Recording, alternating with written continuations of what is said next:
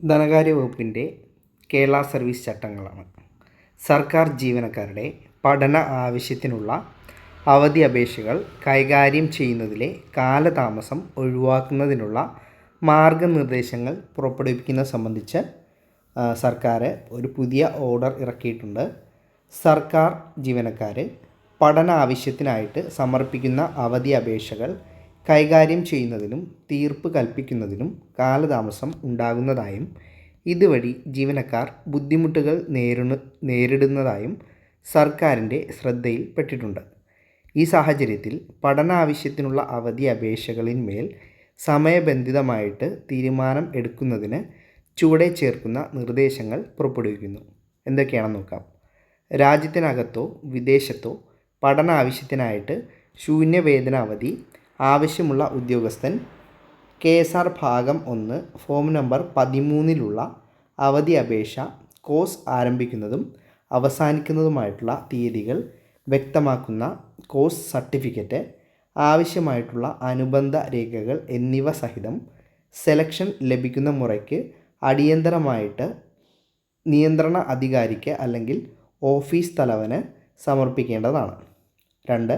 പഠന കാലയളവിൽ സർക്കാർ ഉദ്യോഗം ലഭിക്കുകയും കോഴ്സ് പൂർത്തിയാക്കുവാൻ ഉടനടി അവധിയിൽ പ്രവേശിക്കേണ്ടതായിട്ടുള്ള സാഹചര്യം ഉണ്ടാവുകയും ചെയ്തു കഴിഞ്ഞാൽ ഡ്യൂട്ടിയിൽ പ്രവേശിച്ച ഉടൻ തന്നെ കോഴ്സ് സർട്ടിഫിക്കറ്റും അനുബന്ധ രേഖകളും സഹിതം മേലധികാരിക്ക് അവധി അപേക്ഷ സമർപ്പിക്കേണ്ടതാണ്. സൂചന ഉത്തരവിലെ ഡെലിഗേഷൻ പ്രകാരവും നിലവിലുള്ള സർക്കാർ ഉത്തരവുകളുടെയും ചട്ടങ്ങളുടെയും അടിസ്ഥാനത്തിലും അവധി അപേക്ഷ പരിശോധിച്ച് ശുപാർശ ചെയ്യണമോ വേണ്ടായോ എന്നതിന്മേൽ നിയന്ത്രണാധികാരി അല്ലെങ്കിൽ ഓഫീസ് തലവൻ ഉടനടി തീരുമാനം എടുക്കേണ്ടതും അനുവദനീയമാണ് എങ്കിൽ അവധി അപേക്ഷ ലഭിച്ച് 7 പ്രവൃത്തി ദിവസങ്ങൾക്കുള്ളിൽ തന്നെ പ്രസ്തുത അപേക്ഷയും അനുബന്ധ രേഖകളും വ്യക്തമായിട്ടുള്ള ശുപാർശയുടെ വകുപ്പ് തലവന് തുടർ നടപടികൾക്കായിട്ട് കൈമാറേണ്ടതുമാണ്. അവധി അപേക്ഷയിൽ എന്തെങ്കിലും ന്യൂനതയുള്ള പക്ഷം ഇക്കാലയളവിനുള്ളിൽ അത് രേഖാമൂലം അപേക്ഷകനെ അറിയിക്കേണ്ടതുമാണ്. വകുപ്പ് തലവന്മാർ അവധി അപേക്ഷ ലഭിച്ച് 7 പ്രവൃത്തി ദിവസങ്ങൾക്കുള്ളിൽ തന്നെ സൂചന ഉത്തരവിലെ ഡെലിഗേഷൻ്റെ അടിസ്ഥാനത്തിൽ പരിശോധിച്ച് തീരുമാനം എടുക്കേണ്ടതും സർക്കാർ ആണ് അവധി അനുവദിക്കേണ്ട അധികാരി എങ്കിൽ തീയതി രേഖപ്പെടുത്തി വ്യക്തമായിട്ടുള്ള ശുപാർശ സഹിതം ഇക്കാലയളവിനുള്ളിൽ സർക്കാരിന് സമർപ്പിക്കേണ്ടതുമാണ്.